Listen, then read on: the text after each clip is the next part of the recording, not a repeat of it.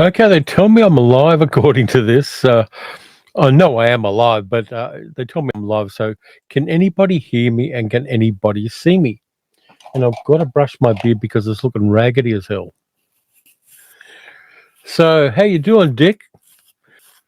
Everyone should go and check Dick's channel. I'll post a link to it on the stream if you want to, Dick, because I'm happy for you to do a bit of promotion on that, mate. Can anybody hear or see me? Hi, Peter. How you going? Okay, somebody give me a sound check because middle-aged geek girl is not awake yet. She's having a sleep in. Yeah, we're doing fine. Sal's recovering from her hospital visit, and everything's archy. Thank you, Tom. The sound check's okay. Reason is I'm using a microphone here instead of the microphone attached to the webcam because I'm trying to be more professional. Hi, Deborah. How's things in Nipaluna? Sounds fun. Good morning, everyone. Yeah, so I've got a lot of stuff for you. I've got a movie haul. I've got movie news because I've actually done research for this live stream, which is kind of unusual. Bloody cold but sunny, says Deborah. In case people don't know, Nipaluna is Hobart in Tasmania. And that's where Deborah does a lot of things, including reviewing movies. Hi, Carol. How's things going? Yeah, so very busy week. Done a lot of things.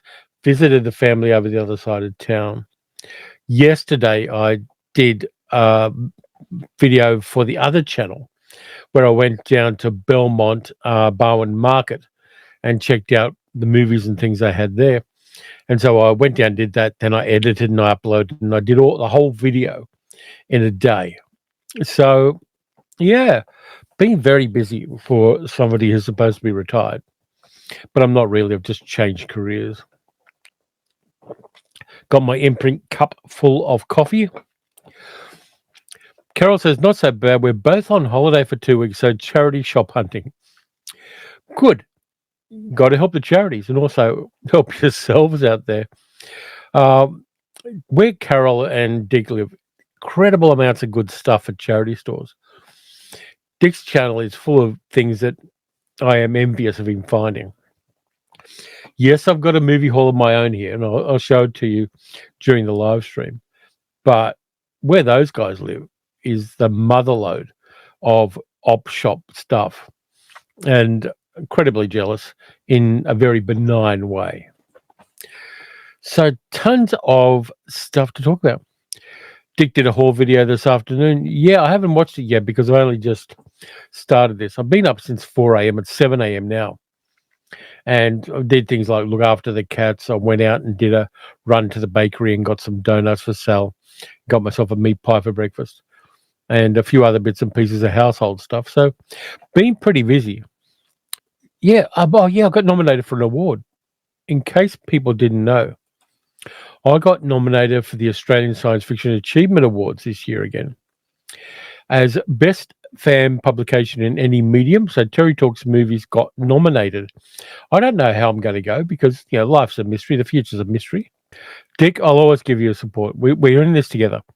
But yeah, so nominated for an award. Now, I won a A.M.A for Best Fan Writer in 1995. And a few years ago, I won the William Atling Jr. Award for basically reviewing. It's nice to be nominated again. This may be about the 20th time I've been nominated for an Australian Science Fiction Achievement Award.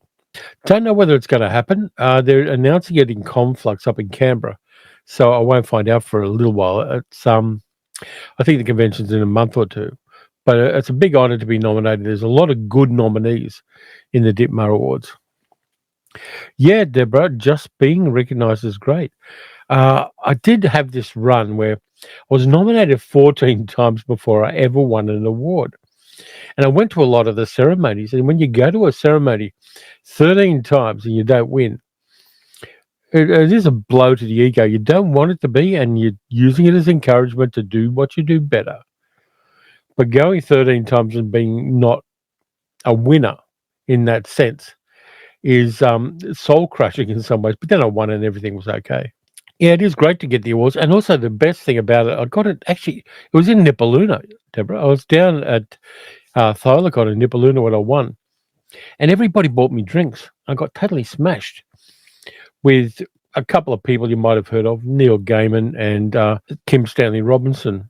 We're all in the bar getting smashed together. One of those two now we found out is not a good person, but it is what it is. How you doing, Lee? Yucky dub, my friend. So nominated for an award. It's great to be nominated. There are a lot of people who are, and the good thing is there are a lot of new people getting nominated for awards. It's not just the same old farts, and I'm a big fan of that. I like a range of people at a range of different points in their lives being nominated for an award. I think that's the sign of a healthy award. Hi, Peter. Good things come to those who wait, as Granny used to say.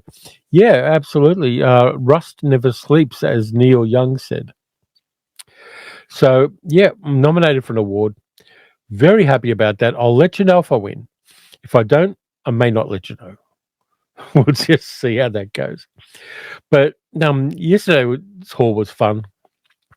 I'll talk about that when I talk about the haul I've got, because there are some interesting aspects to the market I went to and the way capitalism is evolving where it comes to physical media. Hi, Damien. How you doing? Damien's in Perth, so you're in Perth or Collie at the moment, but it is crazy shitty early for Damien. It's like 7 minutes past 5 in the morning. Dick says, love the last travel video. Could spot lots of comic books and science fiction stuff there. Yeah, there were a lot of things there. And the market was kind of empty because it was rainy. And so the outdoor stalls just didn't turn up, which is very smart because it pissed down rain after I went to the market. But when the weather's better, I'm going to go down there and I'll probably spend way too much money.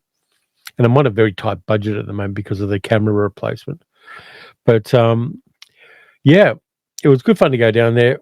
Good fun to just go for a drive early on a Sunday morning when there's bugger all traffic on the highway down to Geelong. Is a great time to drive.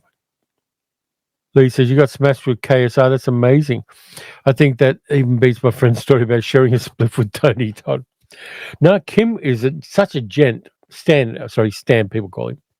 Stan is such a gent and such a lovely person. And I've bought all of his books since then. Ministry for the Future is a fantastic science fiction novel. Nominated for the award, went down to the market, had a good time. Deborah says, sounds like a typical Nippanuna night out. Neil used to come down here a lot back in the day. It's been hard to deal with all the recent stuff. So many of us feel betrayed by him. Yeah, none more than the women he was egregiously nasty to. But yeah, it was really great. We were in Hadley's Hotel, which is a really old hotel for those who don't know, in Hobart. And it's where Amundsen stayed when he came back from his Antarctic expedition. And I stayed in a room where Roald Amundsen stayed there. Beautiful old hotel. Carol says, do you guys have house insurance in Oz? Can you make a claim of the camera for that? Probably not. It's a lot of hoops to jump through. What I can probably do is when I've saved up the money, I can probably pay out about $300 or $400 to get it repaired because it's just the screen that needs repairing on that camera. And so it'll be worth it once I pay off the other camera to put that one in for repair so I've got a backup, because the little Osmo Pocket cameras are fantastic for what I do. They're great if I'm just putting them on a tripod and doing face to camera. I'm not doing it at the moment. I'm actually using a different camera for the live stream. But the Osmo Pocket is the GOAT when it comes to vlogging and YouTubing, because you've got a microphone that's wirelessly attached to it. It's just very convenient. Hi, Dean. How's things in California? The Socialist Republic of California, where Gavin Newsom is stealing Donald Trump's play lunch every day. Thanks, Damien. Lee says, I love the Mars trilogy, but Escape from Kathmandu is a great collection. I think Stan does incredible things. He's better than anybody I know at doing utopian science fiction. An incredible polymath and an incredible writer and a very nice man. Dick says, I love the imprint mug. Yeah, imprint sent this one to me. On the other side, it's got The Gambler with James Caan on it. Maybe two wrongs do make a right, here, says Dean. By the way, Imprint are sending me a box this week. And it's got the Powell and Pressburger Volume 1 box set with all those cool early Powell and Pressburger movies. So I'm going to be reviewing that either this week or next week, depending on how things go. But that is a box set that I'm really, really looking forward to. Damien said, I ended up with 3 imprint mugs. Well, that's good because I smash mugs accidentally all the time. I'm worse with little espresso cups, but mugs I do smash. So when people give me mugs, we just go, okay, well, that old one's cracked. I'll chuck out the old one and we'll get the new one going. I use mugs less than a lot of other people do because most of the coffee I drink is in little Demitas espresso cups. And so the mugs I only tend to use for herb teas, or in this case, a Japanese pour-over tea. Coffee, sorry. Deborah says, Powell and Pressburger drooling. Incredible box set. And anybody who doesn't love Powell and Pressburger movies is just not a movie buff. Carol says, I'm not allowed glasses or cups as I drop them bloody numb fingers. Maybe you get those double-handled ones. They're sometimes a bit of fun. Ramsar, high from WLA, 88% Fahrenheit with humidity 44%. Keep your liquids up, brother. That's going to be, that's where I want things to be, but it's not. Damien says, I will be picking up the Powell and Pressburger set today at the post office. Great. I've already got all but one of the movies in another part of my collection. I've got the Criterion for Colonel Blimp, for instance, and I'll keep that. But having a box set of Blu-rays of Powell and Pressburger stuff is so much in my cinematic sweet spot. I'm crazily looking forward to it. 49th parallel is in the Menifus, says Time Traveler. Yeah. Carol says, I'm a klutz, even managed to knock other glasses over so that I stick to plastic. Whatever works for you. It's adapting to your circumstances and adapting to your life limitations. Absolutely. But there are some good plastic mugs out there too. I've got a couple of them myself, come to think of it. Adam Schofield, hi Terry, what's my favorite lesser known Powell and Pressburger? I know where I'm going. That one is full of such wonderful Celtic mysticism, and the time and place are just so perfect for it, and the romance works in it, and the fish out of water aspect, incredibly underrated. I'm really hoping that it comes out in the second set that Imprint are doing for Powell and Pressburger. That one is such an underrated banger. That and Canterbury Tale. Canterbury Tale's in this first collection, I believe. Canterbury Tale is incredible, on location during World War II, set in around Canterbury. Damien says, I have Matter of Life and Death. Yeah, I mean, Matter of Life and Death I love. Even though I'm not usually good with afterlife movies, I think this one is just, it's got such a basis in humanity that I'll give it a pass, because a lot of kind of afterlife movies, I think, are dishonest with the nature of human existence. Dean says, film question, I rewatched On the Beach in Chibi, been decades. Is it science fiction, melodrama, cautionary tale, or it's all of the above? It's definitely science fiction. It's melodramatic. It's a cautionary tale as well. It's all of those things. Ramsar says, love Powell and Pressburger movies. Recently got the Tales of Hoffman on Blu-ray. Haven't watched it, but it's on my shortlist. You should watch it. Tales of Hoffman's fantastic. And it's got an Australian in it too. Bobby Helpman, one of the dancers in there, is an Australian. He also played the child catcher in Chitty Chitty Bang Bang. Adam says, I know it was a stopgap film when they got money together for A Matter of Life and Death. Powell and Pressburger, I think, deserve all the respect they can get. There wasn't anybody doing anything as complex and nuanced and interesting and also transgressive for its time than Emmerich Pressburger and Michael Powell were doing. Damien says, I adore the Red Shoes. Yeah, the Red Shoes is fantastic. Maurice Shearer, fantastic. Tom said, I went to see Honey Date a few days ago. Best private eye movie of 2025. If you like Fargo, you'll love Honey Date. I'm seeing mixed reviews of Honey Date, but I do want to see it because I saw Breakaway. Was it Runaway Dolls? I saw that one, so I'm looking forward to this one. Carol says, Richard just showed me the Powell and Pressburger films he has, as I didn't understand.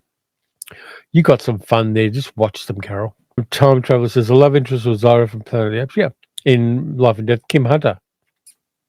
Fantastic actress. She was also in Streetcar Named Desire with Vivian Lee and Marlon Brando. Let's see. Yeah. So, do you want me to do the haul now or do the rest of the movie news? You guys get a choice. It's every kid wins a prize today. Deborah says Tussle Hopman was great. Helpman was great in Red Shoes as well.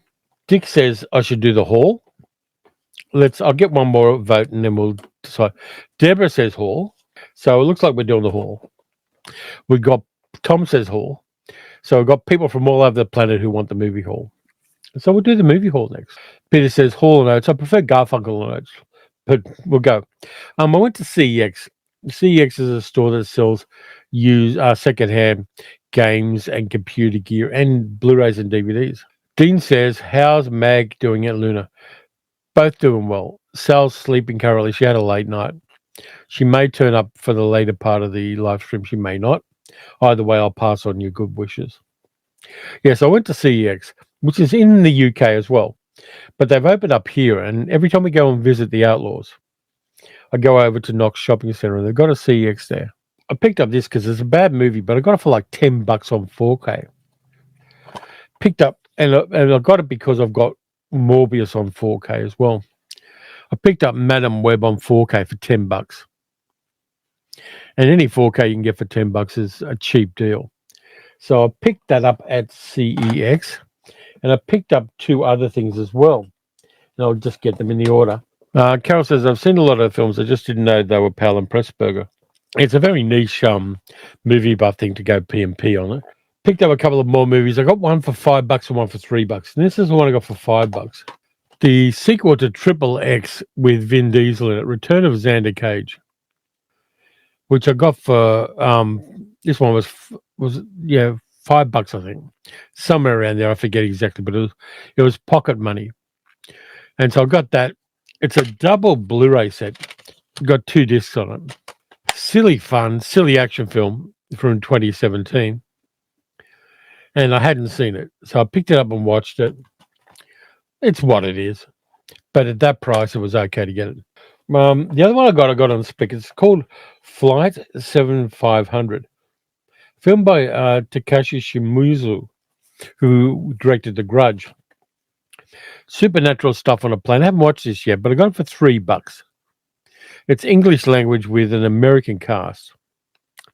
Is it an American cast? No, it's got Ryan Quanten, so Australian and American cast. So I picked that up on spec. I haven't watched it yet. And Deborah says, yeah, Madam Web is pretty awful. Yeah, it's definitely pretty awful. But on the other hand, I got it so crazily cheap. I have no problem at all just replacing the copy I've got with that and passing on the copy I've got to someone else. But I fully acknowledge that Madam Web is a piece of shit, but I got it out of circulation. This one I got for I got it the previous time I went to CEX. I got it for I think about $7 or $8. How the West was one in Cinerama. It's got both versions of it. It's got the widescreen version, and it's got the smile box version with the curved bits on the side. I'm collecting Cinerama movies. I've only got one other Cinerama movie, which is Wonderful World of the Brothers Grimm. But I want to get more Cinerama movies when the budget allows, because great stuff. So we've got 2 of them. We've got the Smile Box edition, which is the widescreen one, and we've got the standard widescreen version. But I'm glad that's in the collection. Incredibly big cast. You can kind of see them there. Who's in the cast? Carol Baker, Lee J. Cobb, Henry Fonda, Carolyn Jones, Carl Malden, Gregory Peck, George Peppard, Robert Preston, Debbie Reynolds, James Stewart, Eli Wallach, some guy called John Wayne, Richard Widmark, Spencer Tracy. Fantastic stuff. I'm so happy I got it so cheaply as well.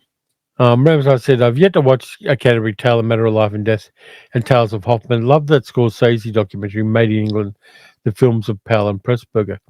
Yeah, and Scorsese's got such a personal connection with Michael Powell. You can't go wrong with Powell and Pressburger. Dean says, what's the differences between Australian and New Zealand film industries? It's a hard one to say. New Zealand is doing well for a country its size, and it helps that it's got such a powerhouse of special effects technology as Weta Workshop in New Zealand. Australia is now hitting hard in the horror genre, as is New Zealand to a lesser extent. But the Australian films that are really hitting at the moment are horror films, and they're doing really, really well internationally. It's just a complex question.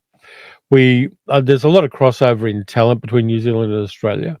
People move between the two for various projects. Yeah, we're kind of aware of the cultural imperialism of the United States of America. And a lot of US films are made on the Gold Coast here in Australia, though that may change with the tariff regime that's coming in. It's just one of those things where we're small countries that, at least from my point of view, are punching well above our weight internationally in the film industry. Carol says, are there any other sets like the Powell and Pressburger ones? Imprint keep putting them out all the time. The Imprint website's probably the place to look for that. They do director-specific stuff a fair bit, and also actor-specific collections. I like there's a John Farrow collection of movies directed by John Farrow that's very interesting. And I like the Brando one. And I also like the George Peppard collection that Imprint had put out. Tom says Heavenly Creatures was great. Yeah, it's the Peter Jackson movie that proved that he could do more than just schlocky horror things. Next one I got is a kind of vulgar pleasure. It's a action movie from the late 20th century, which is also a romantic movie. It's a very interesting one, directed by Australian film Noise. The Saint with Val Kilmer and Elizabeth Shue. I wanted a physical copy of this. I'd seen it on streaming and I had a dodgy copy of it. I really wanted a physical copy of this and I found one at a good price. I think it's an underrated action film of its time, and it's got such a beautiful romance in the middle of it that really works. And Val is very good, and Elizabeth Shue, just coming off leaving Las Vegas, is also fantastic in here. Carol says Richard got the George Peppard set. That's a good set. Ramzar said, watched How the West Was Won in the mid-60s as a kid at the Cinerama Theatre. In 2012, Cinerama Dome showed it again in the Cinerama format with 3 projectors, but you can see the lines. Yeah, having that precise alignment of the cameras is so crucially important in a Cinerama movie. The scan, I believe, in this one is good, so the lines don't draw attention to themselves at all. But it was such a clumsy and complex way of showing movies. I like the fact that it exists, but I question the reason it exists. Deborah says about the Australia-New Zealand thing. We tend to adopt each other like Sam Neill and Taika Waititi. There's a lot of back and forth across the ditch. Yeah, there is. The Shaky Isles give us a lot of talent, and we give the Shaky Isles a lot of talent. This is one of the most rainbow queer films of the 1950s, and I will make the argument if you want me to. Calamity Jane with Doris Day and Howard Keel. This is just so gay. You got a very butch-looking Doris Day there, shacking up with another lady, and then singing a song about a secret love. You got 2 actors in drag. It's queer as fuck, this movie. And I've watched it with a couple of lesbians, and they agree. Calamity Jane is a queer film. And if you don't think it is, you're kind of wrong. But I love it. So I got it for $2 at an op shop. I didn't have a physical copy of it. I think I had one I burned off a rented DVD at some stage. But I'm kind of phasing those out of the collection. I've only got about 5 of them left. And finding a physical copy of this was interesting. Damien says Calamity Jane's one of Heather's favourite films. Carol says, I like clever films that make you think, but also sometimes complete junk. Yeah, you got to balance it out. Sometimes you want junk food. Sometimes you want a slap-up meal. Ramsay said, thank goodness for IMAX. My local AMC theatre at the Grove is showing George in IMAX. Also catching along with Caught Stealing. Tom says, Honey Don't's a queer film. Absolutely. Almost in September, although you're already there, which means I should get my imprint haul order this month. Cool. It's always nice when you get those big chunky boxes of stuff from either Imprint or Umbrella. I get them both, but Carol says we watched Crimson Pirate the other night. It's great fun. Yeah, it's got Christopher Lee in it as well. Crimson Pirate is just such cool fun. Adam says, didn't something like a hot start with the cross-dressing thing and I was a male war bro? Yeah, there's a lot of films that are there. They're kind of coded secretly as queer, and there's a lot of gay characters who aren't mentioned as gay in movies, but they're always there and they're always interesting. The Cellular Closet, Vera Russo's book, and the documentary are just essential viewing and reading. Doris Day, America's Girl Next Door. Not that now that I've thought about Calamity Jane, it's been in my brain. Yeah, it is. Carol says, rather impressed with Burt Lancaster doing his own stunts. He did, because he was an ex-circus performer with Nick Cravat. Well, he also does it in The Flame in the Arrow, which is, I think it's a Jacques Tourneur movie. Another swashbuckling one where Burt Lancaster does his own stunts. And there's a bit in Gunfight at the OK Corral where during the gunfight, Burt Lancaster, playing Wyatt Earp, does a diving roll that's really bloody impressive as a piece of stunt stuff. But yeah, I like Burt Lancaster when he did his own stunts. He's also in Trapeze with Tony Curtis and Genial Lollobrigida, which is another one I picked up a copy of a little while ago. This one I picked up in my local Rotary shop. Screen Gems Collection number 6. But there's only one disc in this, and the disc is Appointment with Venus. The lady at the shop said you can have it cheap because it's only got the one movie in it. But it's a obscure English film that I wanted to see with Glynis Johnson and Kenneth More. I picked that up regardless of the fact that the other two discs aren't in there. If I find a better copy, I'll keep that. But I got it for $1, so no biggie there. Carol says, well, I have to watch that again. She's talking about Gunfight at the OK Corral. I love The Professionals too. Yeah, there's that cool scene in The Professionals where Burt Lancaster's got the dynamite that's just dripping, and it's very dangerous with the nitroglycerin in it. And he runs his finger along it and gets some of the explosive on his finger and just flicks it against the wall. And it goes bang. Rams, Park Chan-wook gave us Old Boy and the Handmaid. Has given us a highly anticipated No Other Choice. Yeah, I want to see that one because Park Chan-wook is just such an interesting director. Peter says, Palace Nova did a Jaws 50th anniversary screening here. It was excellent. Damien says, Appointment with Venus is great. It's about the cow. Cool. I look forward to that one because it's that kind of thing where at that price, if it looks kind of intriguing, you got to take a chance on it. Damien has a book of Appointment with Venus. I've got so many movie adaptation books over there. I'm going to have to thin them out at some stage, unfortunately. This one I got at the same Rotary op shop, which is the closest op shop to my house, come to think of it.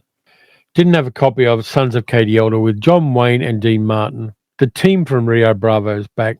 Not a fantastic Western, but not a bad Western. Who else is in this? Martha Heyer, Earl Holliman, Jeremy Slate. Earl Holliman's one of the great unsung queer actors too. I'll watch that at some stage when I'm in the mood for a Western. Peter says, Appointment with Venus is great. I have the novel. Love Kenneth More.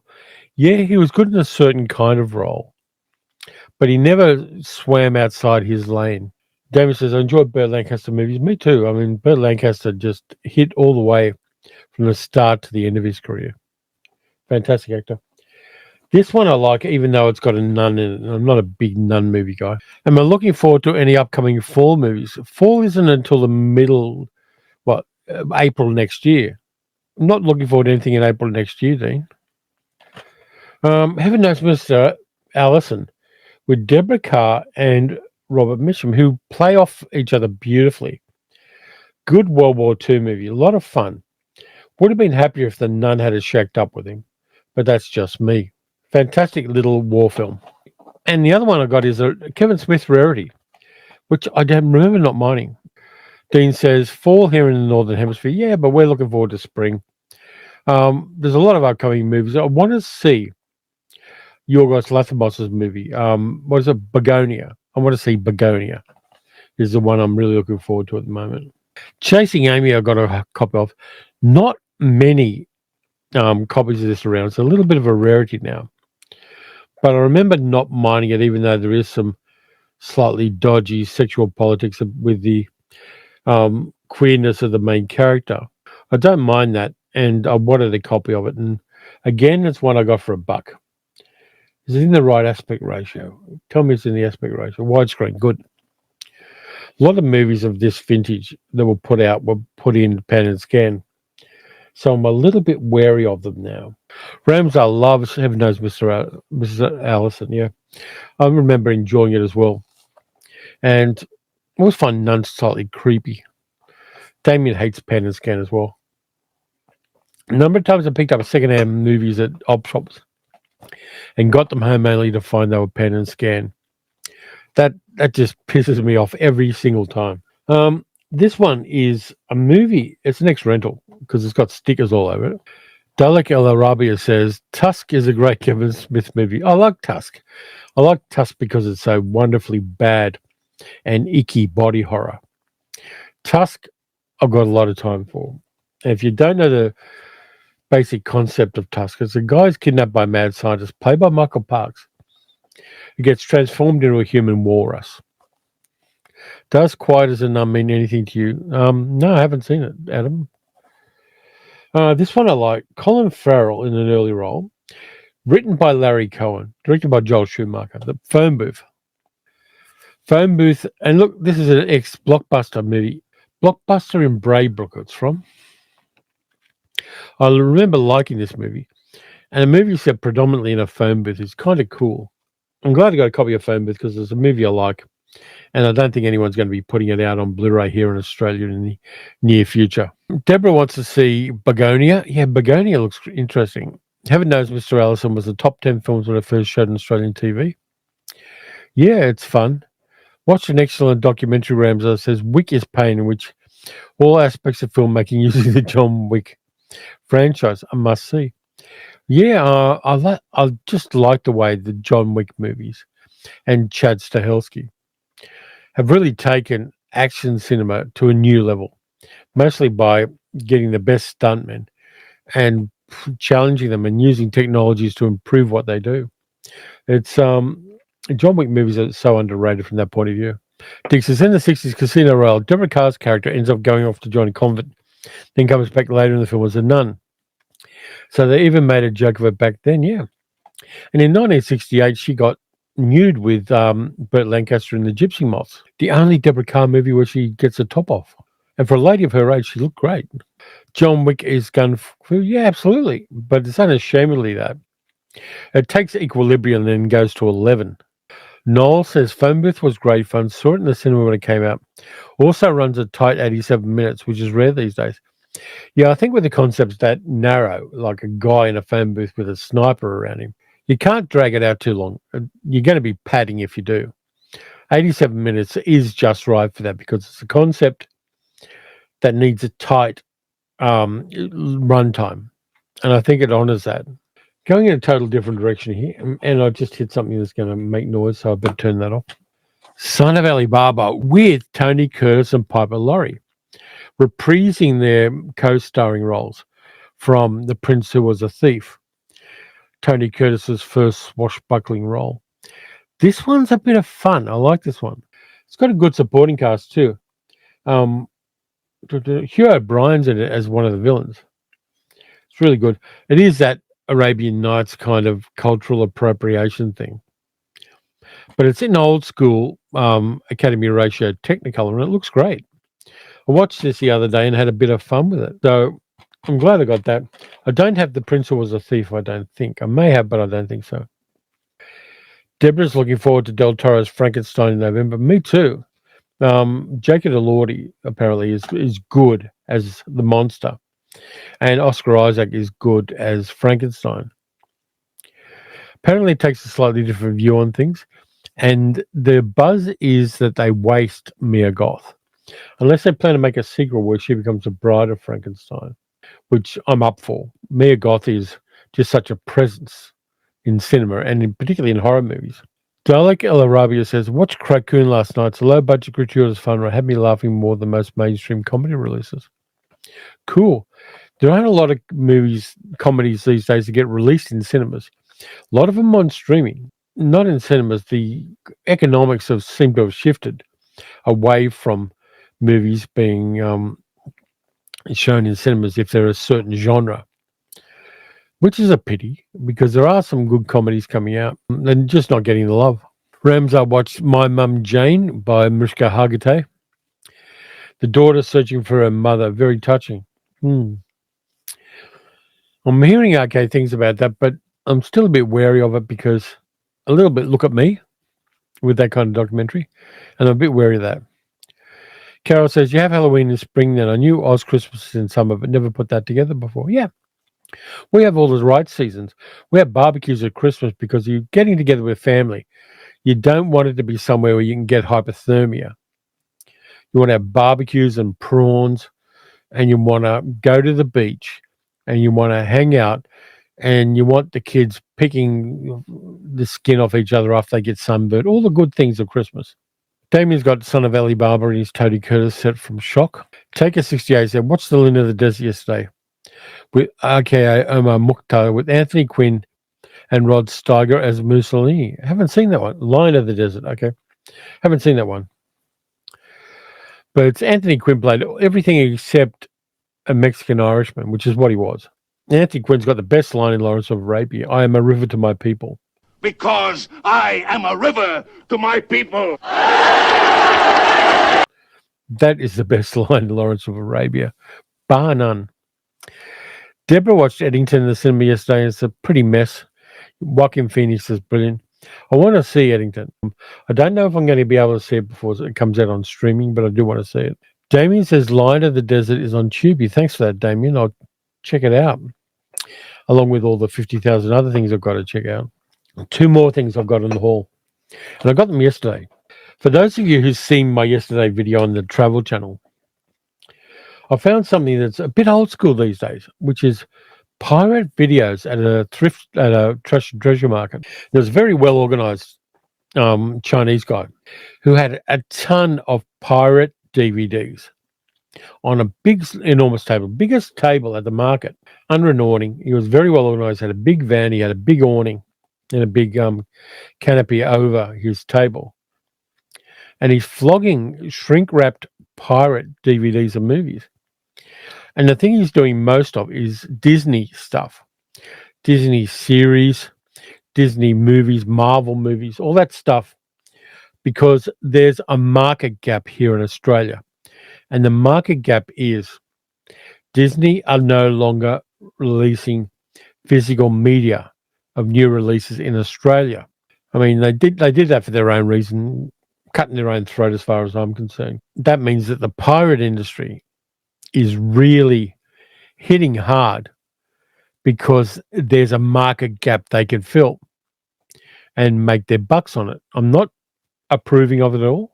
I'm not saying it's right. I am saying fuck Disney. This guy had tables full of stuff. He had Thunderbolts. He had all sorts of things. If I go and buy a copy of Thunderbolts on Amazon, it's going to cost me $60 Australian. If I pay $10 Australian for a very fine pirate version of it, that's tempting. So I got 2 things from the guy. I did that. Yes, I am supporting piracy. Yes, I am ripping Disney off. I'll be honest about that in this case. This is a Disney series that they dumped onto another streaming service because they didn't like it. But it's kind of cool. Nautilus, the complete first season. The story of Captain Nemo when he was young and how he got the Nautilus. It was filmed in Australia, partly Australian cast.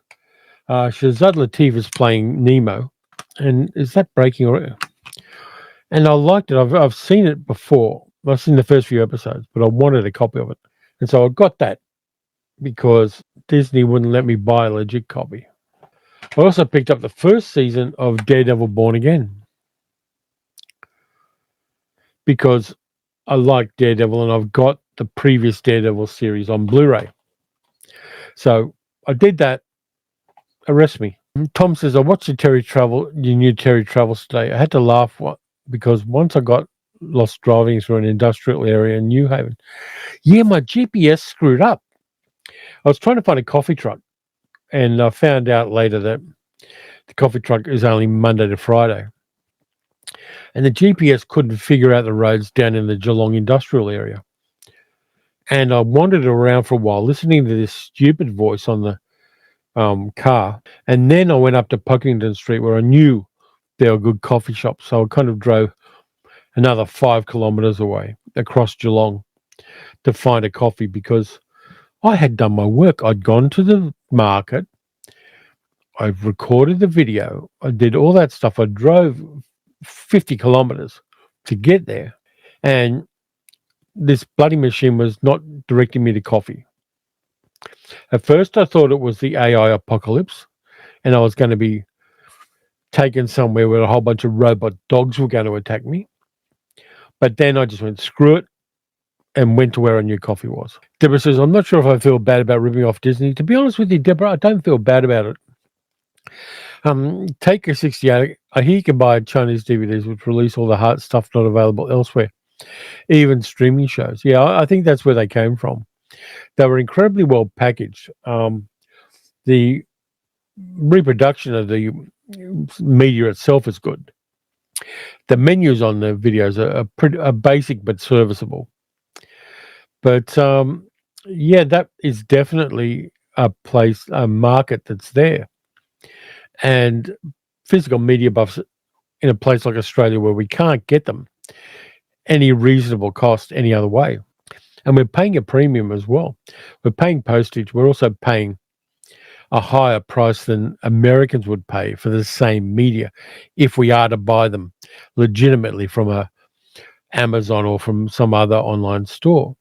We're paying way above the odds to get them. And that's why people will use a pirate service to get copies of physical media they want to have, where the price is reasonable and where legit access easy to attain. People would pay for them. Damien says, Disney would lose out? Absolutely. Doug says, also love your Odyssey for coffee. Also love the music choices in Terry Travels. Yeah, I've got some cool music I've got available. But sometimes it's AI generated. But I tend to use that in the background. And the music I use is a combination of AI and input from me. So I kind of collaborate with AI sometimes. Ramsar says, watch the Norwegian horror film The Ugly Steps. It's very good with some body horror. Another female director, Emily Blichfeld, who's into body horror like Coralie Fargett and Julia Ducournau. Yeah, I want to see The Ugly Stepsister. I'm just waiting to find a decent copy of it somewhere. But I did hear good things about it, Ramsar. Anyway, that's the haul I got for you, including a little bit of yo-ho-ho. Don't tell Disney. Not a bad haul. Pretty cheap haul too, because like I said, I am on that budget and trying to pay down the credit card. And I've run out of coffee. Oh no, it's empty. Peter says, Disney are always crying poor. That's like a gourmet restaurant complaining about how much it costs to feed its customers. Yeah. Disney oops, did I turn that off? Yeah. They see us as a cash cow. I mean, there's a big thing, a sort of long article online about people who go to Disney theme parks and pay $30 or $40 more to get to the front of the queue on the rides, and how much that costs, and how it's creating an underclass of Disney customers who, because they won't pay a premium to go to the front of a queue, end up being able to go on fewer rides than the wealthy people can go on. I hate that capitalist shit. That just pisses me off. I'm egalitarian to my very core, and I don't think that the fact you got more money should give you more privileges. I don't even like seating privilege on airplanes. Dean says, I guess pirate movies are like illicit drugs. If there was a market for it, then there would. If there wasn't a market for it, there wouldn't be a problem. Yeah, I think it's a lot less damaging individually as well than a lot of illicit drugs are. Where there is an opening, there are going to be criminal enterprises that come into it. We've got a problem here in Australia at the moment because we do have a high tax on cigarettes because they're trying to get people not to smoke, because there's a higher social cost, there's a higher medical cost ultimately, and because we have socialized medicine, the public bears the brunt of that through our taxes. But that's meant that illegal tobacco trade is getting bigger and people are smuggling in really cheap cigarettes, mostly from China, that they sell for $10 a packet, whereas the standard price here is 40 to 50. So the illicit trade is there. I could go 10 minutes in any direction here and find 3 or 4 places that'll sell me cheap cigarettes where I'm stupid enough to want to coat my lungs in tar. Yeah, there are problems, but I think solutions need to be complex. Damien says, we're all guilty of buying pirate DVDs. Yeah, I mean, there was a time when you couldn't get a lot of things here unless they were of dubious provenance. There were those stores that had opened up in shopping centres where people were selling $5 copies of movies. And those $5 copies of movies were from Taiwan. And they weren't legit, but they sold really well in little market stalls in shopping centres. Ramsay said, watch the originals in the 2025 sequels for 3 franchises. The originals are all better, but all were entertaining. Naked Gun, Freaky Friday, and Nobody. I want to see Nobody too. I'm not particularly a Freaky Friday fan, though I do like Jamie Lee Curtis. Let's see, what else have I got on the list here? I've actually got a couple of tabs that I've saved, especially for the live stream, because I'm just so cool like that. New Toxic Avenger movie, the one with Dinklage in it. It's got a non-profit partnership as a part of their deal where they ran under budget for the movie. And thanks to a partnership between Cineverse, who are distributing the film, and Undue Medical Debt, a national non-profit in America dedicated to helping families. For every $1 million the Toxic Avenger makes at the box office, another $1 million in debt will go up in Toxic Smoke, with up to $5 million in medical debt being erased by the Toxic Avenger movie. So wherever you are, go and see it in the cinema, because you're going to be helping people who've got stupid medical debt, because America's got a fucked medical system. But the Toxic Avenger is matching. For every $1 million they make, they're putting $1 million. For every $2 million they make, $1 million of that's going to pay off people's medical debt, up to $5 million. I think more indie films should do that if they've got the capacity to. I think that's just such a good part of marketing, and also part of being a good national citizen. Ramsay says, cigarettes and drugs are big contraband in the Australian series Border Security.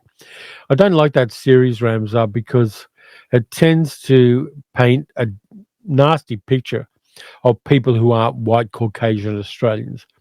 There's an underlying racism to those border pseudo documentaries that I find incredibly repugnant. Peter says, Tomo's rip-off DVDs were funny, especially when they tried to dub Japanese anime into English. Yep, there was that problem. Deborah says, the current state of streaming and Disney especially is history repeating itself. Back in the day, the studios had a stranglehold on production and distribution. Absolutely. But the genie's out of the bottle now. I can get a copy of a movie that came out 3 weeks ago by totally illegal means and watch it anytime I like. They've got to treat the customers better if they want to retain the customers. Yeah, that Toxic Avenger idea is fantastic. I just love that new people are coming into the industry and thinking outside the box as far as even the basic models of how to make a movie and what to do with the money. Primitive War making a movie that is reasonably comparable to a Jurassic World movie, but making it on an $8 million budget.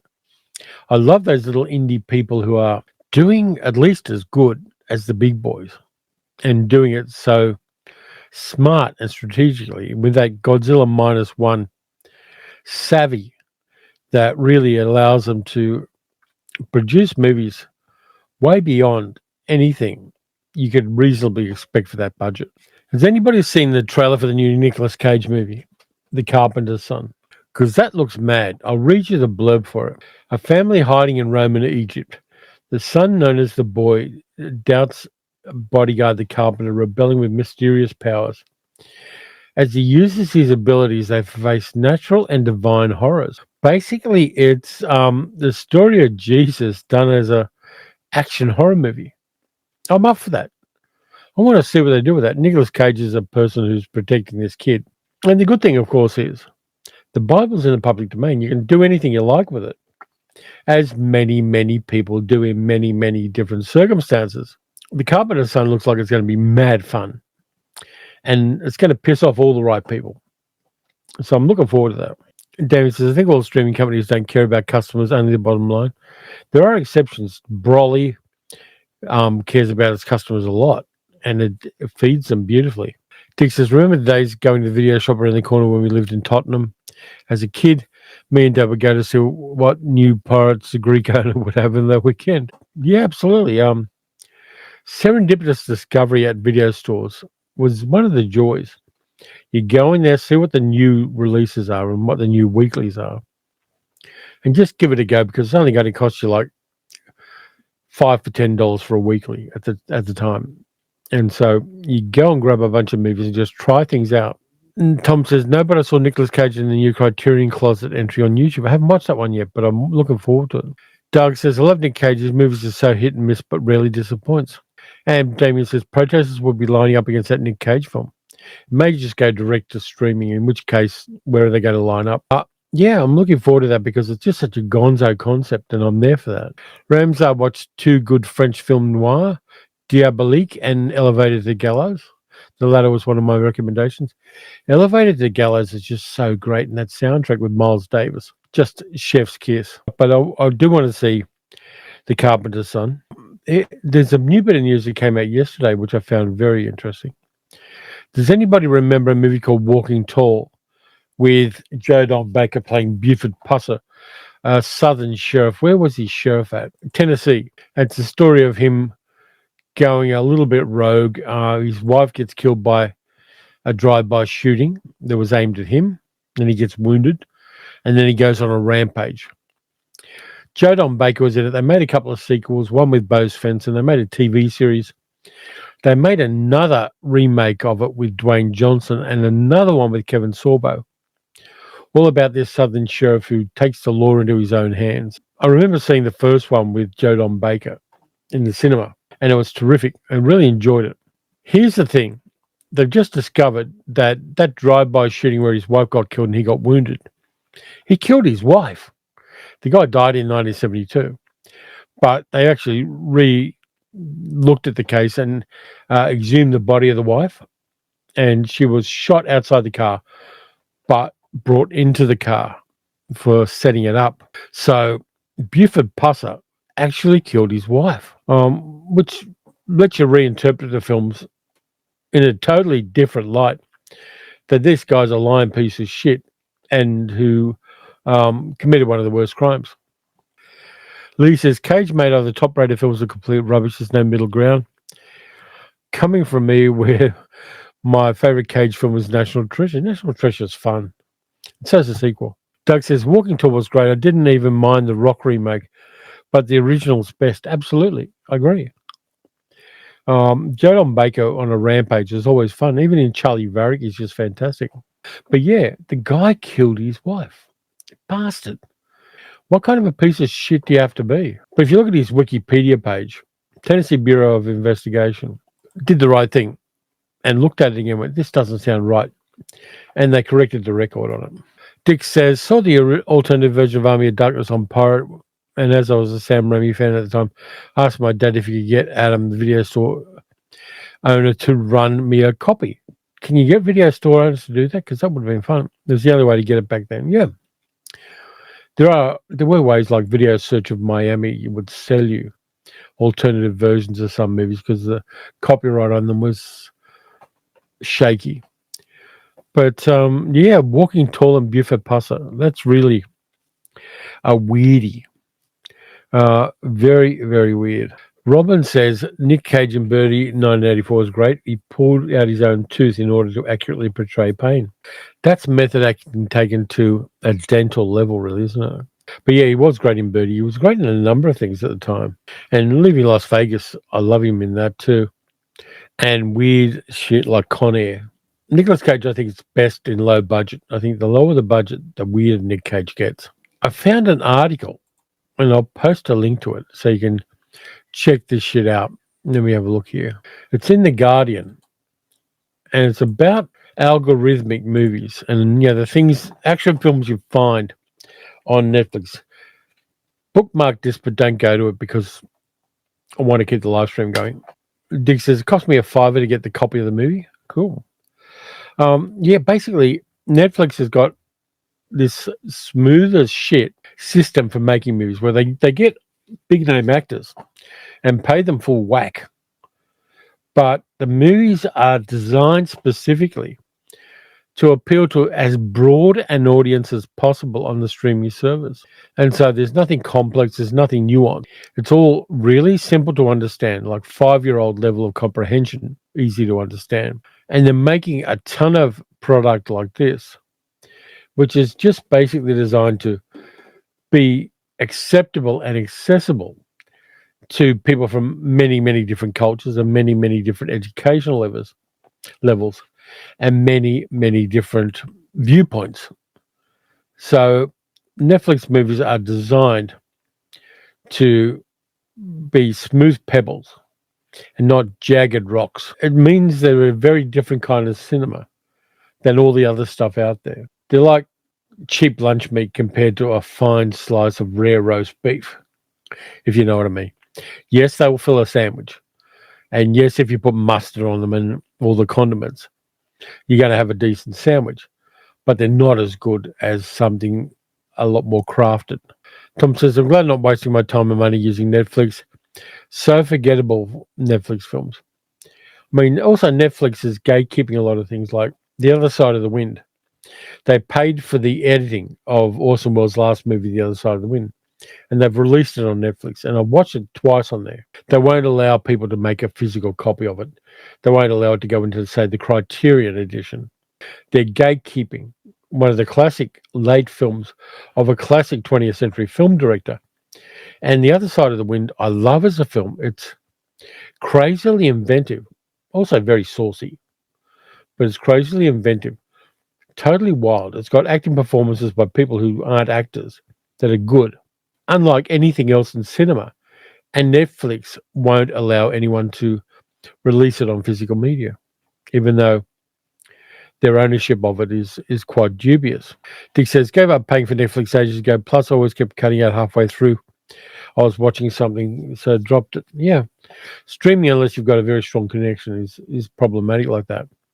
And if it goes low res, you get bloody annoyed. I'm lucky we've got fiber optic here, so it's a little less problematic. But they've upgraded our fiber optic in the street here because it was like 25 years old at the time. Unless you've got a strong connection, it's just not going to play. We've still got it, but I keep it for some things. Ramzar says, my Walking Taller trilogy DVD set is from 2012. Haven't rewatched them since they were big here in the US. Yeah, they do play into that self-image that a lot of America has of being rugged individuals who take justice into their own hands, that kind of thing. Carol says, we have Disney Plus now, and that's fine. Netflix was through our fiber as well, but it still crashed. That's odd. We got Disney Plus as well. We've got it because I like the Marvel stuff and things come up. And I'll watch all Marvel stuff. I think I watched everything Marvel's put out in the 21st century. And I'm fine with that. It's a vulgar pleasure of mine. Things like physical copies of these, I'll break a rule. But read that article if you want to later, because it is really interesting. And it's a very good explanation of how and why that phenomenon of utterly forgettable Netflix movies exists. What else have we got? There's also talk of content quotas for Australian films and series on streaming services that film in Australia. And the federal government's dithering a little bit, but they're talking around the idea of making a mandatory 10% of content on streaming services in Australia be Australian content. And I'm fine with that. I think it's a good idea. It's a good way of encouraging our local industry. And that ultimately benefits the streaming services because they've got a stronger base of talent here in Australia to draw upon should they choose to do so. So I'm going to keep my eye on that and just see where that goes. But I think it's a very good idea. And We own the airwaves, or we own the internet here in Australia, locally at least. And so there's nothing wrong with the Australian government putting pressure in favour of local creative people and local tradies almost in the industry to get a certain amount of work. Hi, Donna Pass Whiskey. Was just watching every single science fiction film ever channel. Have you seen it? No, I haven't. Is it on YouTube or is it on a streaming service, Donna Pass? Rams, I watched Onibaba, Kwaidan, and Ugetsu, Sancho the Bailiff. The colour and vignettes in Kwaidan are fantastic. Sancho the Bailiff was the best. Kwaidan I love. I did a video about it a while ago. I just love those Japanese anthology horror films. Deborah said, The Other Side of the Wind is a great example of streaming services stranglehold on historic properties. I mean, I'm kind of ambivalent about that, Deborah, because A, they paid for the edit and the colour grading and all that shit. And that part I like.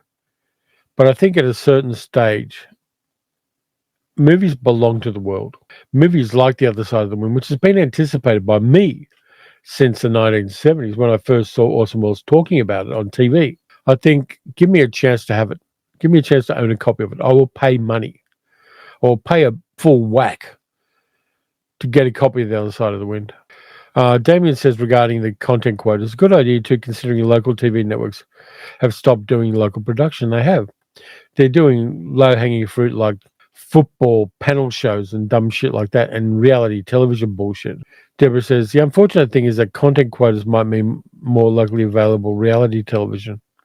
I think you can kind of finesse that a bit and say, fictional narratives that aren't reality TV. You can kind of put that as a proviso as well. Donna Pass Whiskey says, yes, it's on YouTube, sort of a blog-style channel. The host, Aisha Khan, has the academics, and they talk about film. I think she lives in London. Cool. But don't go to look at that just yet. Wait for the end of the live stream. I'm going to anticipate one of my future videos. I'm going to be doing a video of everything I watched in August. And I said I was going to watch 31 art house movies in August. And I didn't. I failed. Yes, Sal was in hospital for 5 days and I had a whole bunch of stuff around that. And my head wasn't in the game as much as it might have been under a less tumultuous month. So I'm going to talk about that in a future video within a week. But I didn't watch 31 art house films in August. And I'm kind of feeling bad about that. I set a target and I didn't quite get there. In fact, I didn't get there by a fair whack. And I watched a lot of trash as well. So look forward to that video. Dick says, same here. Would love a copy of The Other Side of the Wind. I think it was one of the last things I watched on Netflix before we ditched it. Yeah, I love that movie. I think it's a fine piece of cinema. Donna Pass Whiskey said, hope middle-aged geek girl's doing well. Yeah, she's on the mend, absolutely. We talked it over and she thinks she might have left the hospital a bit early, but there were family things she wanted to get to, like a niece's birthday and things like that. So she's spending a bit of time on the couch playing games at the moment and just recovering in that way.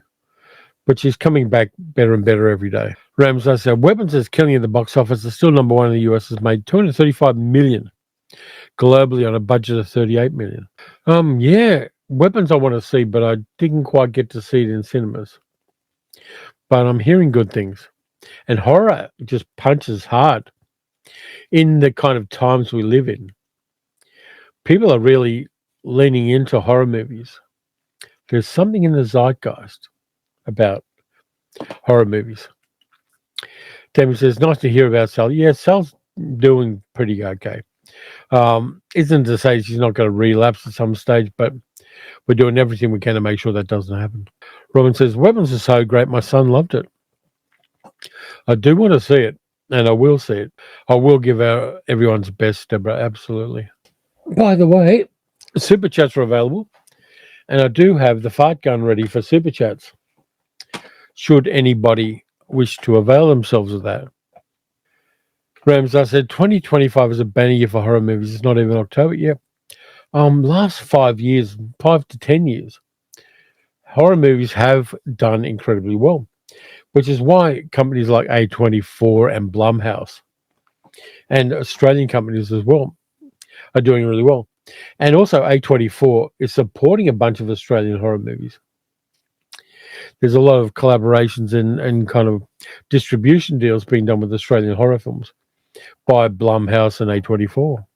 Ramsar says, Weapons lost steam toward the end, but still a great movie. Looking forward to it. No spoilers, please, because I haven't looked at the spoilers yet, but I've seen the trailer. Did I Talk to the Devil? The one with David Desmalchin. In case you haven't seen it, David Desmalchin has a YouTube channel where he does celebrity interviews while they're both laying in coffins, which I think it's called Grave Expectations or something like that. But it's a lot of fun. And Desmalchin's a good interviewer.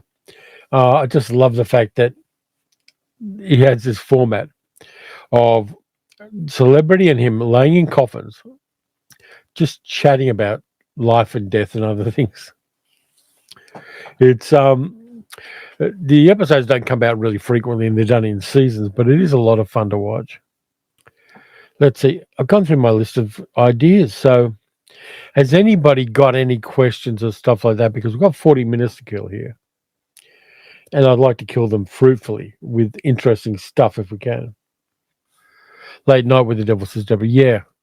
I should know that because I've got the box set from Umbrella, which includes the videotape version of it on VHS. And I don't have a VHS player. Collector's editions from Umbrella make you buy technology because I've got a couple of those. I've got Terrifier 3 on DVD as well, along with the box set. One of Deborah's music friends, played theremin on Late Night with the Devil. Cool. That came up on my Facebook ads. Amazon was trying to sell me a theremin yesterday. It was a couple of $100, so I didn't buy it, but I wouldn't mind a theremin. If anybody wants to send me a theremin, if anybody knows like a theremin company, I could do that. I could kind of go woo while I'm doing live streams. I do have bongo drums behind the forest here. There's a set of bongo drums, but I don't have a theremin. Theremin and bongos would go together nicely, I think. Carol says, Richard has older tech like video machine and a laser disc so we can watch stuff. I've got a laser disc, actually a double disc, but I don't have a laser disc player. They didn't really catch on here in Australia. I did a video about the laser disc I bought, which was the Jolson story in Jolson Sings Again, where Larry Parks does blackface. And I bought it up in, Bendigo, because I didn't want a racist to buy it and play it. Ramstar says, New Yorker has a great article on A24. How A24 went from indie darling to a $3.5 billion powerhouse. Yeah, the people running A24 are just so canny and smart and are using online technologies in particular to generate buzz for their product. And I like that. They're stealing the play lunch of the big studios in so many ways. They're retaining that focus on the film is at the core of things, whereas for big companies like Disney, that the business model is the thing first, and the movies are just the teeth that chew the cud for the beast. Carol says, I love watching The Shadow on Laserdisc. Very cool. Now I have it on Blu-ray.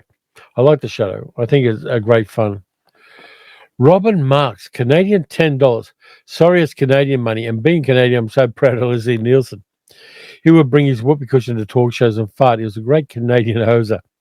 Take off, eh? Thank you, Robin. And you get a triple fart gun here. Yeah.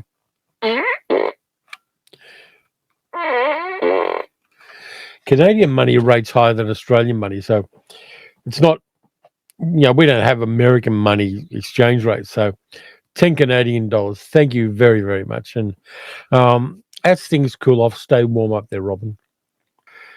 Ramsar says, you need a 5-minute cat intermission in a 2-hour live stream. Yeah, you ever tried to get a cat to cooperate with you? Luna is sitting down here next to the nice warm oil heater, and she's not moving. She's here, she's close by, but she's not going to jump at me on command because she's an agent of chaos. She always has been, and she always will be. Carol says, some kid found the same fart gun in one of the charity stores, made me think of you. Cool. I love my fart gun. It was a gift from my sister, who sends me weird things very often. And I love Linda. Yes. Did I tell you about, did I ever tell you about the first email I ever got from my sister Linda? Let me know if I've told that story. Damien says, I remember Heather and I going to a trade show many years ago where this guy was demoing the laser display tech. He did say titles were limited. And Carol says, sensible Linda. Yeah, she's down here. She's doing fine. She just likes the sound of my voice and sitting somewhere warm. So, she's here. She's company. I'll let her out later. She can play in the backyard because it's a sunny day outside. And the days are getting brighter earlier, which is great. So I've got a little more natural light on me as well as the ring light I've got up there. But, Luna is good company. Robin says, tell the email story. I haven't heard it. Okay. This is in the 90s. And I was working for the Commonwealth Employment Service, which a Conservative government lady killed, which was an employment service where people could go in for free. It was government run and find jobs on a board and apply for the jobs. And we would help that process. And emails were part of that. But there was no IT, there was no HR monitoring emails at the stage. It was the Wild West. We'd only just got the internet in any function at all. Tim Berners-Lee was hardly finishing creating the World Wide Web. Very adumbral phase. So my sister, who's like 19 at the time, sends me an email, and attached to the email is a MOV video clip. I open the MOV video clip, and remember, nobody's monitoring the internet at work. Really early stages. It's a bit blocky because, this is 1990s video clip. And it looked like a lady was blowing up an inflatable horse. But it wasn't a lady blowing up an inflatable horse. It was a lady making a horse happy and nearly drowning as a consequence. And I was shocked and horrified. And I sent it back going, what the fuck? Because you say fuck then because nobody was monitoring our emails. And now she is a lady in her 50s with a child and a husband. And every now and then I remind her of that email she sent me. And we laugh together because she used to be a naughty teenager. And I always love reminding my dear sister Linda, who I would do anything for, that she sent me an illegal image or illegal video via email when the internet was young. Carol says, Roxy is wandering around. She wants either my sofa seat or bed laps. We all love the sound of your voice, says Dick. Thank you. Deborah says, Kiss and the cat has just reminded me that we need to give her meds and second breakfast. So I'm out of here, friends. Take care and happy spring to all who celebrate. Thanks, Deborah, and thanks for being part of this. And stay warm in Nipaluna. Yeah, so that was my sister, Linda, who is still naughty. The other thing she did to me, and this was much, much later, I went up to Sydney and we had a birthday celebration for me because I had a birthday, which I do about once a year. And she took me on a pub crawl through Newtown in inner city Sydney. And it was great. Peter, fart, great story. Thank you, Peter. I'll tell the story of my pub crawl later.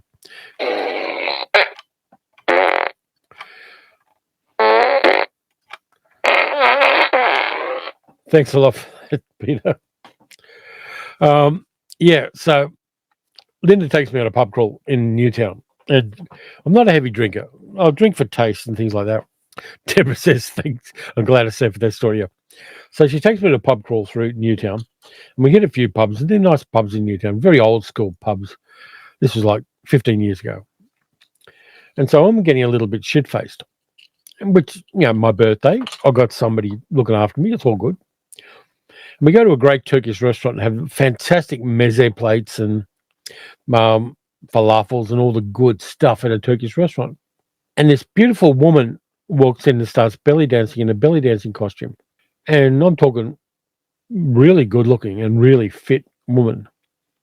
Starts belly dancing in the restaurant as part of the entertainment there. And I'm with Sal at the time and we're married. We're there with a belly dancer and enjoying it and all that stuff. And then Linda talks to the belly dancer and says, can you sit on my brother's lap? I want to take photos. So she takes photos of me with this beautiful belly dancer sitting on my lap. and sends them to Sally, who's in Melbourne, saying, here's your brother, here's your husband having a good time.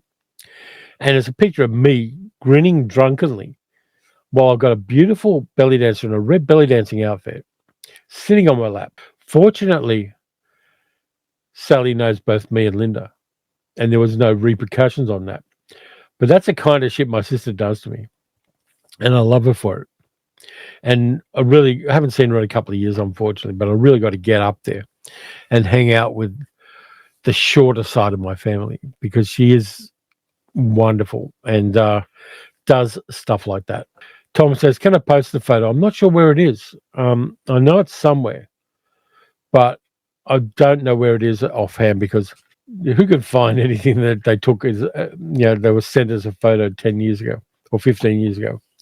Sally may find it and I may post it in a future video, but unfortunately, Tom, I can't find it at the moment.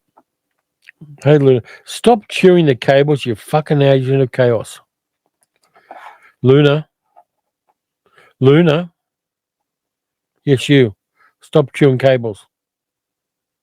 She's ignoring me. Fortunately, she doesn't chew all the way through. She just does it for the tooth feel. That's me and my sister. Let's see. Anything I'm going to take a look and see if there's anything I'm anticipating in cinema. New movies now out in cinemas. Let's have a look at that. I do want to see Toxie Avenger with the Dinklage in it. I want to see that. I want to see Caught Stealing with Austin Butler and Matt Smith. That might be fun. I've got this plan, kind of vague plan, to do a video. Carol says you know to blame with despair. I've got this plan to go to my local cinema, which our area has a big subcontinent diaspora population, and they show Bollywood and Tollywood movies a lot at the local multiplex. So I'm going to go in and do a double feature of a couple of action films from India at random. I'm just going to pick them at random and go and see them. I've got my pass. It's not going to cost me anything. But I want to double feature a couple of movies that nobody in our community really knows about. And I'm going to pop in and watch them and then review them for the channel. So that's something I'm planning on doing. And just going outside the box. So that's one of the plans I've got for the channel. Ramazar said, best 21st century director, my choice will be Christopher Nolan. There's a bunch of up-and-comers I really like. I like Yorgos Lanthimos. I like him. Also, Coralie Fargett. I've seen 2 of her movies now and I love them. Best is a hard one to do with directors. Christopher Nolan is good, Ramsar. But the sound design on Dunkirk made me want to kick him in the nuts until he screamed. That sound design just did not work for me. I didn't mind what he did with Tenet and the dialogue, because when I got it on 4K, I could just put on the subtitles. Damien says he does enjoy when I'm looking at old newspapers, what's on at the cinema in the old newspapers. I enjoy that too. I'm collecting more of them because they come up on my Facebook groups. Old newspaper ads for movies and in Sydney cinemas. Comes up a lot on one of my Facebook groups.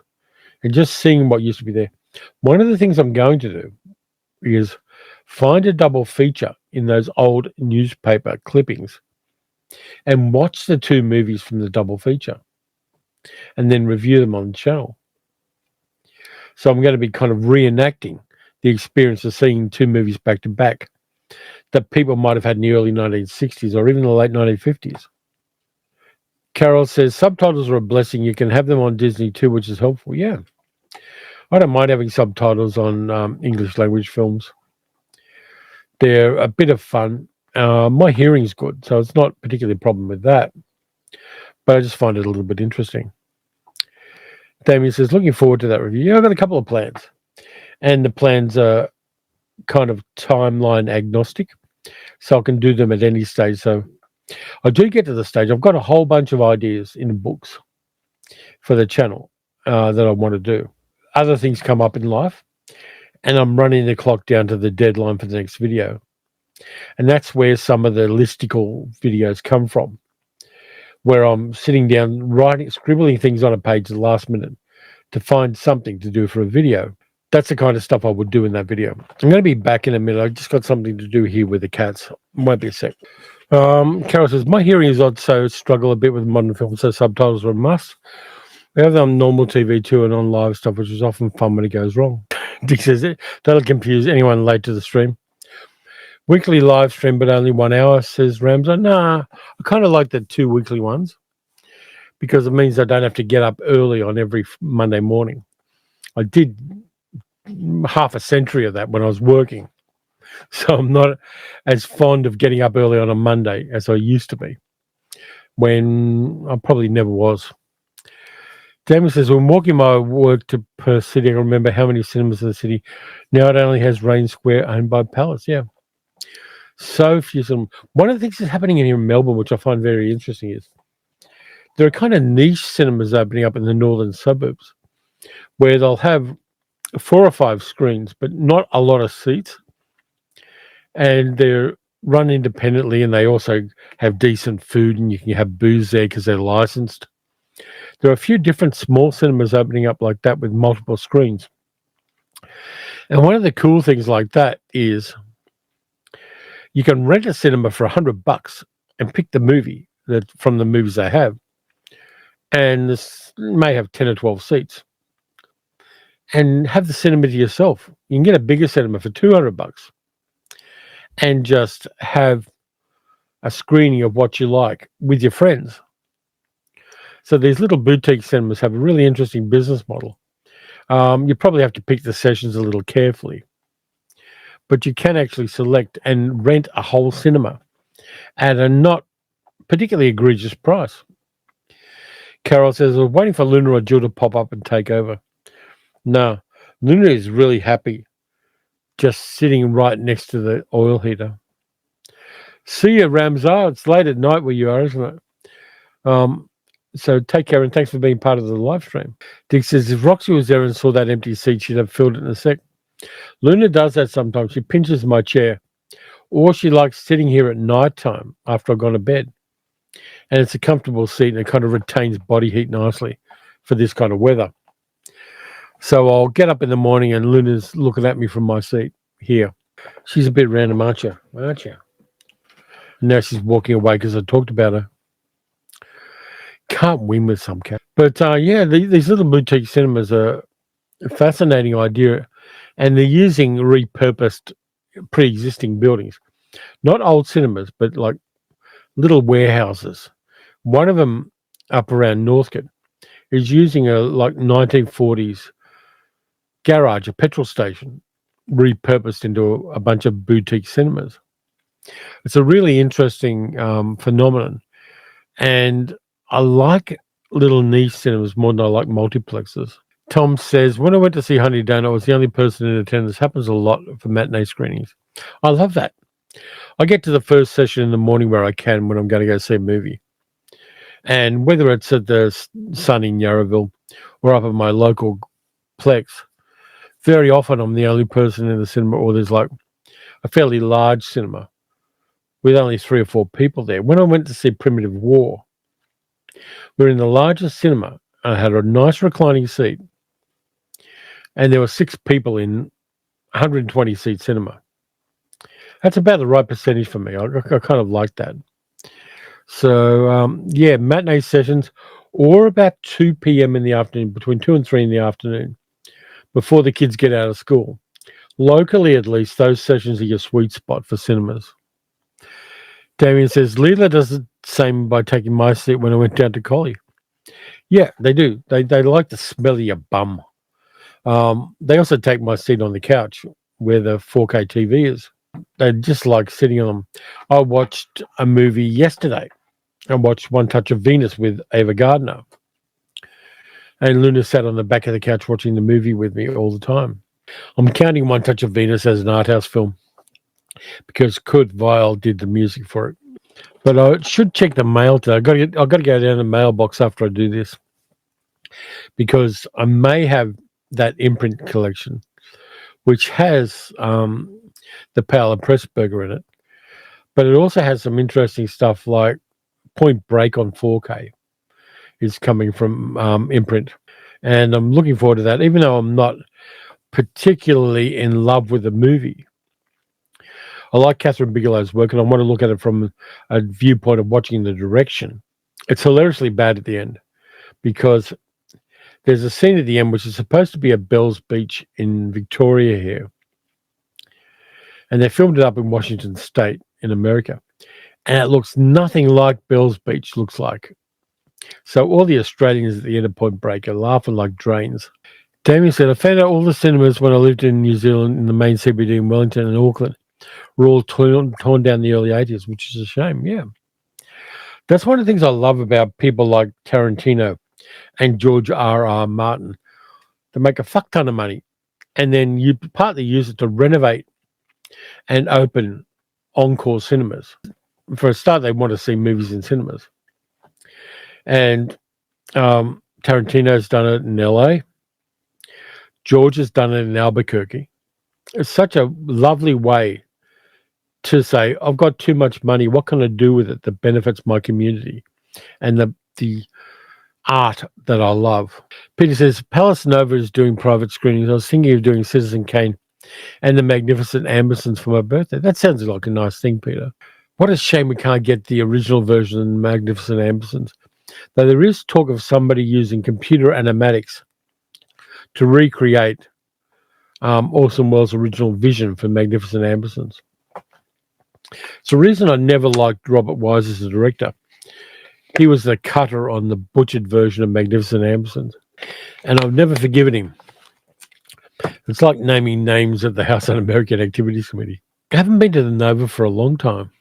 The other place I want to get to when I'm up there next is I want to go to the Randwick Ritz, and I haven't been there. It's one of the few old cinemas in Sydney I haven't been to. So I'm going to go to the Randwick Ritz, which is not too far from where the fam are because they're down at Maroubra. But I definitely want to do that and have a good time while I'm there. Where are we running out of steam here? Let me just see what else is coming up with new movies. Guys, a lot of shit. Batman and Batman Returns are not new movies. They've been re-released they were re-released in August. I do want to see Honey Don't. Definitely want to see Honey Don't. Because I have seen Drive Away Dolls. And I haven't picked up a copy of them yet. So what would I, if I could rent out a cinema, what movie would I put into it? If we're talking quality films, I'll break it down into two. If we're talking quality films, definitely Tokyo Story. Ozu's Tokyo Story. I would sit down with a bunch of people and watch. Best movie in the world, aside from Paddington 2. I would definitely put that in there, and everybody would cry at the end. I would then show them The Umbrellas of Cherbourg, and everybody would cry at the end of that as well. If I was doing grindhouse cult movies, I would be tempted to do Sherry Cafaro's Ginger Trilogy, which are kind of saucy, sexy spy movies with Sherry Cafaro playing Ginger McAllister, a secret agent. They would blow people's minds. Damien says there was one cinema in New Zealand that was Art Deco staircases carved in stone. They only showed science fiction, Japanese, and sword and sandal movies. That was like the State Cinema in Sydney, which now only does live theatre. Marble staircases all around. They use it in movies and TV commercials a lot. It's the most magnificent building I've ever been in from that point of view. It looks like Stuart Granger should be sword fighting Mel Ferrer in that place. It's just an incredible building. And then you walk into the toilets and they're all done in mock Tudor style. So the style's all over the place in the state, but it's just a cinema I loved. And that's where I saw shit like The Wicker Man and The Asphyx, the Sherry Cafaro Ginger films in the most magnificent cinema in Australia back when they couldn't find another way to keep it open. Damien says, when I first moved to Collie, I tried to set up a cinema, so much red tape. Yeah, absolutely. I know there is, but I think, at least from a local council level, A lot of the inner city councils here in Melbourne are up for people opening cinemas. In fact, my cinema here in Wyndham City is going to reopen an old cinema from the mid 20th century once the lease is up on the cash converters that are in the building. The cash converters op shop, what is it? Pawn shop. When their lease is up, they're going to renovate that old cinema building back to being a cinema. And it'll also lift the area around Werribee Station, because there are a few boutique pubs there. There's a nice vibe in a lot of it. And if they get rid of the cashies and put a cinema there, they want to make it a lot more like Yarraville around the Sun Cinema, where having an anchoring point like a cinema complex will lift the local area. And I'm up for that. Lee says, cashies, we have them in the UK too. Yeah, our cashies is a little bit dodgy from the point of view of the kind of people who hang around there. But I do go in there occasionally and pick up some Blu-rays when I feel like it. Sal hates it. She doesn't like it one tiny bit. But there's a really good greengrocer, like a fruit and vegetable place right next to it.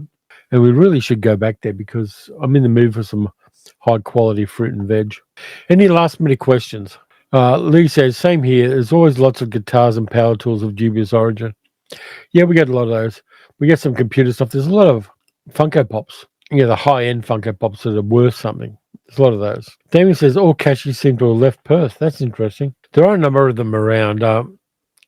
When I go looking at op shops, there's always an op shop within 200 metres of a cashies and vice versa.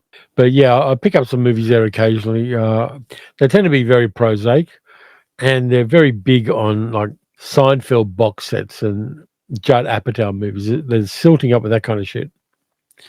But occasionally I'll find something interesting.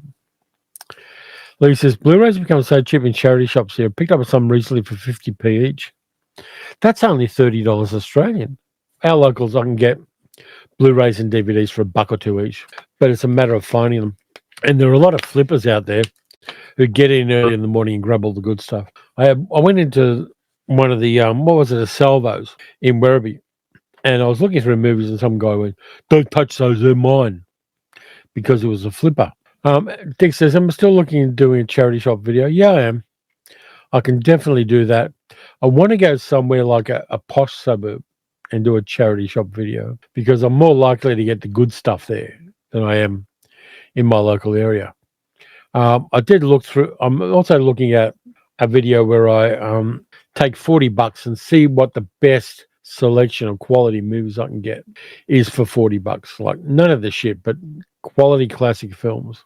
We're setting a bit of a challenge on that. I don't mind how many op shops I go to, but even if I've already got them, I just want to have a selection of $40 worth of quality films that are well worthwhile. And I'm still working out the format of that. I like the idea of doing that. Dick says, like the sound of that too. Yeah, I will be doing it, but it's just a matter of where. Carol says, local car boot fares have gone really crap lately. Nothing worth picking up. Yeah, I think the flippers get in fast on those, Carol, and they get in early in the morning. We did, about 8 years ago, we did a garage sale here at the house, and we put up big signs that were on yellow core flutes on the main road saying 8 a.m. garage sale. 6:30, 7 a.m. people start coming around while we're setting up the tables and grab a lot of shit off the tables. They're like seagulls when you've got a fish and chips. They're annoying as fuck. Peter says, the good old charity op shop rules I got at High Noon once upon a time in the West of the War Wagon. Triple set for $1 at Salvos. Yeah, that's it. Carol says, yeah, I think so too, but generally it's rubbish and dirty as well. Yeah, that's the thing. You got to be strategic in what you do. I do want to go back to the Belmont one I went to yesterday because everything was clean and tidy there. Because it was going to rain, there just weren't as many stalls as there would be otherwise. Because the whole car park has paint on the bitumen outlining where all the stores are and numbering them. And I know how many spaces they have for stalls there. And it was about 3 times as many as were in that video. So late spring, I'm going to pop back there and just see what I can find. Depends on when you get there. If they just put out the things, that's great. I went to the Vinnie's locally just as the guy was putting out new stuff. And I found some things recently, which was kind of cool. But for my collection, it's either things that I don't have that aren't available on Blu-ray. Carol says about the car boot sales, either that or it's traders selling wax melts or 3D printed stuff. Yeah, one of the things I found interesting when I was at Belmont, there was a guy who had a whole store full of 3D printed fidget toys for people who are neurodiverse and need fidget toys. And it was a big table, and they had like fidget toy dragons that long. And I hit the mic, that long. They were kind of interesting, and I want to look more of that kind of stuff. It's interesting that guy, don't hit the microphone. That guy is really interesting because, yes, it's 3D printed, but he's actually got a purpose to the 3D prints. Dick said, yeah, look like a great place to go, a little bit too far for you. Yeah, it is. I mean, what is it, like take you about 30 hours to get here? Carol said, yeah, we got that here too, but it's like every other store's like that. Yeah, one of the things I liked about Belmont is there was a diversity of the stalls. The bread place up the end, I wasn't buying fresh bread or anything, but the bakery up the end of the shed at the Belmont video looked really good. They had nice crusty bread. And also a couple of people on the channel have told me where there are other markets locally that might be interesting. They're usually about once a month. There's one up at Cherry Lake, which is near Altona, where I've done videos before. So I'm going to check that one out on, it's actually next Sunday. So we'll check that one out. But again, it's about knowing where things are and finding them. Noel says, I've got The Far Country, directed by Anthony Mann, which is a cracking film for a mere 50p. James Stewart's character was interesting and dislikable for most of the movie. Same with Bend in the River. James Stewart did some interesting stuff there. Dick said, yeah, I clocked those lovely looking chocolate muffins she had. Yeah. The bakery area there is going to be worth checking out again. And I want to take Sal next time because it will be more to her taste than most of the markets around. Carol says, never understand why people think stuff is worth the price they put on it when it's like 20 other stores selling the same thing. Bakery store looks awesome. Yeah, absolutely. Okay, thank you, Damien. Thanks for being part of this. Still got a couple of minutes, but thanks for being part of this when it's crazy early where you live. There's another market which is more a farmer's market kind of thing that I go to. And the bakery goods there are fantastic. Always like getting the big cob loaves of bread with olives in them, with black olives in them. I really like them. And our markets do them really well. Our local bakery does pretty much mainstream breads, though they do some really nice sourdough rolls. So when I get a chance to go to a market and do some really cool off-grid baking stuff, I really like getting a big crusty cob loaf or something. Carol said, the Belmont reminded us of the boot fair at Ashford near us, but it definitely had better stuff. Yeah, I'm impressed with Belmont Market. I still like the scunginess of Laverton Market, my local, but Belmont Market is really interesting. But guess what, people? We really must knock that naughty clock that says it's time to go. It goes so fast. Our time has passed, and we must end our show. Whoops, Franny, extra late today, bad day with my back. Take care, Franny. If we ever get there, I'll probably spend most of my time eating, says Dick. Anyway, I've got to go, people. Thanks a lot for being part of this. Sorry you came in late, Franny. Sorry that your back's not doing well. Go back and watch it. Night, Carol. We'll give our love to Sal and the girls, absolutely. And back at you guys as well. And I'm going to end this now, and I'm going to, what am I going to do? Probably go shopping. But anyway, I'll catch you guys later. Take care of yourselves. I'll see you next time.